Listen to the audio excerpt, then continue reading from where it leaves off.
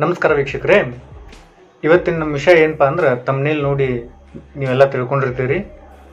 2-3 ತಿಂಗಳು ಹೊತ್ತಾತ ಯಾವ news channel ಹಚ್ಚೋಂಗಿಲ್ಲ, ಯಾವ ಸೋಷಿಯಲ್ ಮೀಡಿಯಾ ಸೈಟ್ ಓಪನ್ ಮಾಡೋಂಗಿಲ್ಲ. ಬರೀ ಇದೆ ಪೆನ್ಡ್ರೈವ್ ಪ್ರಕರಣ, ಎಲೆಕ್ಷನ್, ಚಂದನ್ ಶೆಟ್ಟಿ ಮತ್ತು ನಿವೇದಿತಾ ಡಿವೋರ್ಸ್, ದೊಡ್ಡ ಮನೆಯೊಳಗೆ ಫಸ್ಟ್ ಡಿವೋರ್ಸ್, ಆ್ಯಂಡ್ ನಾವು ಲೇಟೆಸ್ಟ್ ದರ್ಶನ್ ಕೊಲೆ ಕೇಸ್ ಒಳಗೆ ಅರೆಸ್ಟ್. ಎಸ್, ಈ ಕೊಲೆ ಕೇಸ್ ಬಗ್ಗೆನ ನಾ ಇಲ್ಲೇ ಡಿಸ್ಕಸ್ ಮಾಡಕ್ಕೆ ಬಂದಿದ್ದು. ಇಲ್ಲೇ ನಾ ದರ್ಶನ್ ಫ್ಯಾನು ಅಲ್ಲ, ಹಂಗೆ ವಿರೋಧಿನೂ ಅಲ್ಲ. ಆ್ಯಕ್ಚುಲಿ ನಂಗೆ ಕೆಲವೊಂದಿಷ್ಟು ಡೌಟ್ ಅದಾವು, ಅವನು ಕ್ಲಿಯರ್ ಮಾಡ್ಕೊಳಕ್ಕೆ ಈ ವಿಡಿಯೋ ಮಾಡಾಕತ್ತೀನಿ ಅಷ್ಟೆ.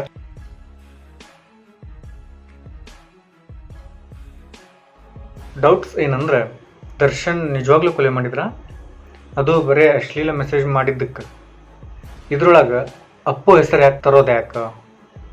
ನೀವು ಸೆಲೆಬ್ರಿಟಿ ಅಂದ ಕೂಡಲೇ ನೀವು ಮಾಡಿದ್ದೆಲ್ಲ ಸರಿ, ತಪ್ಪು ಮಾಡಿದ ಮೇಲೂ ಫ್ಯಾನ್ಸ್ ಅವ್ರನ್ನ ಸಮರ್ಥನೆ ಮಾಡ್ಕೊಳ್ಳೋದು ಎಷ್ಟು ಸರಿ? ದರ್ಶನ್ ಅವ್ರನ್ನ ಬ್ಯಾನ್ ಮಾಡ್ತೀವಿ ಅಂದಿದ್ದ ನ್ಯೂಸ್ ಚಾನಲ್ಸ್ ಎಲ್ಲ ಈಗ 24 ತಾಸು ದರ್ಶನ್ ಅವ್ರ ನಾಮ ಜಪ ಮಾಡಾಕತ್ತಿದ್ದು ಯಾಕೆ? ಬರ್ರಿ ಎಲ್ಲ ಡೀಟೇಲ್ ಆಗಿ ನೋಡ್ಕೊಂಡು ಬರೋಣ.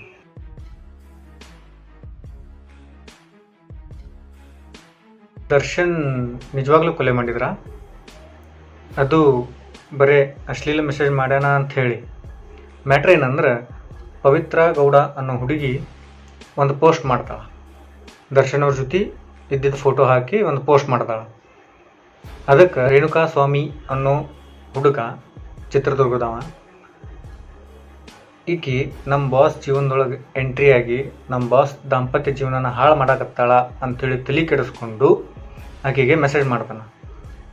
ಅಶ್ಲೀಲ ಮೆಸೇಜ್ ಅಂದ್ರೆ ಮರ್ಮಾಂಗದ ಫೋಟೋ ಎಲ್ಲ ಕಳಿಸಿ ಏನೇನೋ ಅಶ್ಲೀಲ ಮೆಸೇಜ್ ಮಾಡ್ತಾನಂತ. ಅದೆಷ್ಟು ಸರಿ? ಓಕೆ, ಅಷ್ಟಕ್ಕೆ ಸಾಯಿಸೇ ಬಿಡೋದು ಇದೆಷ್ಟು ಸರಿ? ರೇಣುಕಾ ಸ್ವಾಮಿದ ರೀಸೆಂಟಾಗಿ ಮದುವೆ ಆಗಿತ್ತು. ಅವನ ಹೆಂಡತಿ ಹೊಟ್ಟಿಲ್ ಬೇರೆ ಅದಾಳ. ಅದ್ರ ಬಗ್ಗೆ ವಿಚಾರ ಮಾಡಿದ್ರವ ಅದಕ್ಕೊಂದು ಅರ್ಥ ಇರ್ತಿತ್ತು. ಈಗ ವಯಸ್ಸಾದ ಅಪ್ಪ ಅಮ್ಮನ ನೋಡ್ಕೊಳ್ಳೋರು ಯಾರು? ಹೆಂಡತಿಗೆ ಗತಿ ಯಾರು?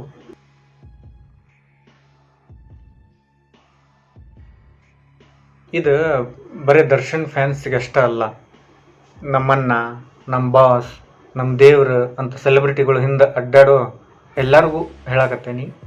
ನೀವು ಸಿನಿಮಾ ಇಷ್ಟಪಡ್ರಿ, ಸ್ಟಾರ್ನೂ ಇಷ್ಟಪಡ್ರಿ, ತಲೆ ಮ್ಯಾಗ ಹೊತ್ಕೊಂಡು ತಿರುಗ್ರಿ, ಆದ್ರೆ ಹುಚ್ಚು ಅಭಿಮಾನ ಬೇಡ. ಏನು ಮಾಡಿದ್ರು ನಮ್ಮ ಹೀರೋ ಚಲೋ, ನಮ್ಮ ಹೀರೋ ಮಾಡಿದ್ದೇ ಸರಿ ಅಂಥದ್ದೆಲ್ಲ ಬೇಡ. ಸೆಲೆಬ್ರಿಟಿಗೂ ಪರ್ಸ್ನಲ್ ಲೈಫ್ ಅನ್ನೋದು ಐತಿ, ಅವರಿಗೂ 108 ಸಮಸ್ಯೆಗಳಿರ್ತಾವೆ.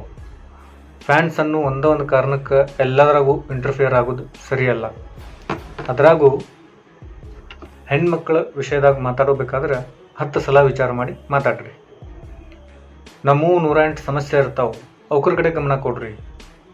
ಕನ್ನಡ ಸಿನಿಮಾ ಅನ್ನೋದು ಕಲೀರಿ, ಸಿನಿಮಾ ನೋಡ್ರಿ, ಎಲ್ಲ ಸಿನಿಮಾ ನೋಡ್ರಿ.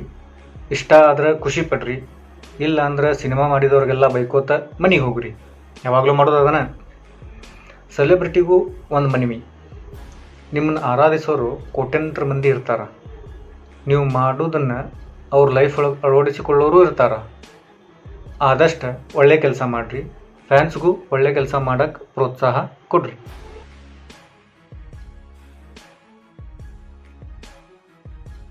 ಇನ್ನು ಅಪ್ಪು ಹೆಸರು ನಡು ತರೋರು.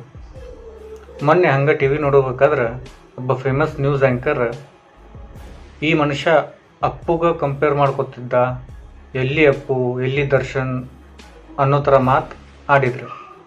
ಸರ್, ನಿಮ್ಮ ಕೆಲಸ ಸಮಾಜಕ್ಕೆ ಒಳ್ಳೆಯ ಸಂದೇಶ ಕೊಡೋದು, ಹತ್ತಿದ ಬೆಂಕಿಯೊಳಗೆ ತುಪ್ಪ ಸುರಿಯೋದು ಅಲ್ಲ. ಈ ವಿಚಾರಕ್ಕೆ ಆಮೇಲೆ ಬರ್ತೇನೆ. ಯಾವುದೋ ಸಮಯ ಸಂದರ್ಭಕ್ಕೆ ತಕ್ಕಂಗೆ ಮಾತುಗಳು ಬಂದಿರ್ತಾವೆ, ಅದನ್ನು ಇಟ್ಕೊಂಡು ಯಾರನ್ನಾರ ಟಾರ್ಗೆಟ್ ಮಾಡೋದು ಭಾಳ ದೊಡ್ಡ ತಪ್ಪು. ಹಂಗಂಥೇಳಿ ದರ್ಶನ್ ಮಾಡಿದ್ದು ಸರಿ ಅಂತಲ್ಲ, ಆದ್ರೆ ಈ ವಿಷಯದೊಳಗೆ ಅಪ್ಪು ಹೆಸರು ಆಗಲಿ, ಬೇರೆ ಯಾರೋ ಹೀರೋಯಿನ್ ಹೆಸರಾಗಲಿ ಬಳಕೆ ಮಾಡೋದು ತಪ್ಪು ಅನ್ನೋದು ನನ್ನ ವಿಚಾರ. ಫ್ಯಾನ್ಸಿಗೂ ಹೇಳೋದಿಷ್ಟ, ನಿಮ್ಮ ಹೀರೋ ಹಂಗೆ, ನಿಮ್ಮ ಹೀರೋ ಹಿಂಗೆ, ಹಂಗೆ ಮಾಡ್ಯಾನ ಹಿಂಗೆ ಮಾಡ್ಯಾನ ಅನ್ನೋದು ಬಿಡ್ರಿ. ಅಟ್ ಲಾಸ್ಟ್ ನಿಮ್ಮ ಮನೆಗೆ ನೀವೇ ಹೀರೋ, ನೀವು ದುಡುತ್ತಂದ್ರೆ ನಿಮ್ಮ ಮನೆ ನಡೆಯೋದು. ಅದನ್ನು ತಲೆ ಒಳಗೆ ಇಟ್ಕೋರಿ.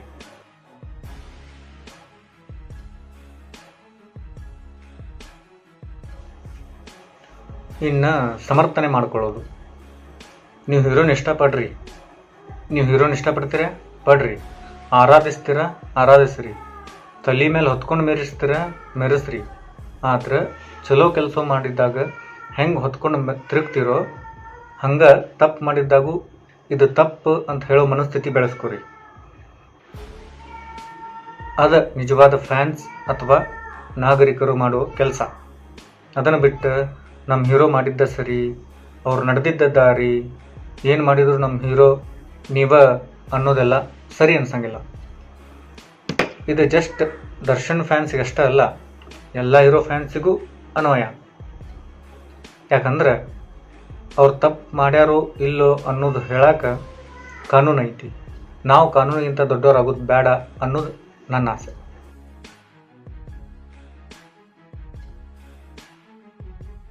Last but not the least, news channel. ಯಾವುದೇ ಚಾನಲ್ ಹಚ್ಚಿರಿ, ಯಾವುದೇ ಸೋಷಿಯಲ್ ಮೀಡಿಯಾ ಆ್ಯಪ್ ಓಪನ್ ಮಾಡಿರಿ, ಒಂದೇ ಸುದ್ದಿ 24x7 ಅದ. ನ್ಯೂಸ್ ಚಾನಲ್ ಅವರಿಗೆ ಅವ್ರ ಕೆಲಸ ಏನು ಅನ್ನೋದು ಮರ್ತು ಹೋಗೈತೇನೋ ಅನ್ನೋಂಗೆ ಮಾಡಾಕತ್ತಾರ. ಚೈನಾದವರು ನಮ್ಮ ದೇಶದ ಗಡಿ ಉದ್ದಕ್ಕೂ ರೋಡ್ ಮಾಡಾಕತ್ತಾರ, ಹಳ್ಳಿ ಮಾಡಾಕತ್ತಾರ, ಸೇನಾ ಟ್ಯಾಂಕರ್ ತಂದು ನಿಲ್ಸಾಕತ್ತಾರ.